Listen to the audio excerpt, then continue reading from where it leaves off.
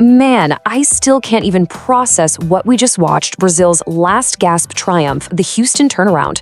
We are talking about five-time champions, Brazil, down 1-0 with the clock literally ticking away, right before finding just pure magic. Let's get right into this explainer because my heart is still pounding from this one. Okay, let's dive into this. Could this actually be the upset of the tournament? Because I'll be honest, my jaw hit the floor at Houston Stadium in this round of 32 clash. 29th minute, Kaishū Sano steps up and scores this absolutely brilliant goal. And suddenly, the unthinkable happens. Japan is leading the five-time world champions? Like, no way.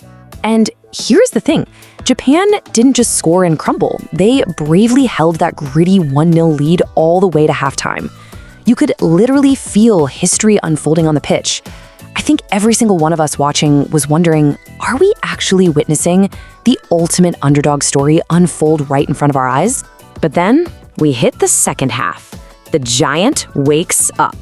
And you can never, ever write off Brazil. They came out of that tunnel frantic, playing like guys who suddenly realized their World Cup lives were on the line and desperately needed answers. And this brilliantly illustrates the absolute emotional roller coaster we were on. So you've got the 29th minute Sonner goal, and then, right at the 56th minute, Gabriel Magalhães whips in this superb assist, and Casemiro just launches himself, rising highest for a thumping, unstoppable header. Boom, 1-1, game on. The tension in that stadium just skyrocketed. Both sides were pushing so relentlessly, giving it absolutely everything. Honestly, it really felt like this clash was inevitably heading straight to extra time because neither side could find that breakthrough.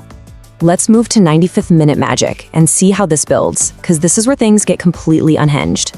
The clock is ticking agonizingly deep into stoppage time. Disbelief is setting in. 94 minutes are gone, guys have heavy legs, burning lungs. The final whistle is literally seconds away. And then, 95, the 95th minute. I was literally jumping out of my seat. Bruno Guimarães somehow slides the absolute perfect, impossible pass into the box, and Gabriel Martinelli is just right there to smash it home. Are you kidding me? 95 minutes, Martinelli. Houston absolutely erupts. I have to ask you guys, did we just witness one of the latest, most dramatic winners of this entire World Cup? Just pure, breathless adrenaline. What a jaw-dropping moment. Okay, taking a breath here. Let's look at discipline and drama. Because, yeah, the goals were incredible, but we really need to acknowledge just how intensely physical and gritty this match was right up until that final whistle. Now, what's really interesting about this slide is the heavy disciplinary toll on both sides. Japan picked up 3 yellow cards, and Brazil definitely weren't innocent with Casemiro and Danilo booked early on. It just proves how fiercely Japan fought against these giants, making them bleed for every single inch of turf. Which brings us to heartbreak and glory. And man, you just have to feel genuine devastation for Japan.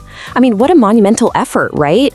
Only to see those dreams absolutely crushed in the dying seconds. And then you contrast that with Brazil's sheer gasping relief. It's just the beautiful, cruel game in a nutshell. So, the crucial point is our player of the match, Casemiro.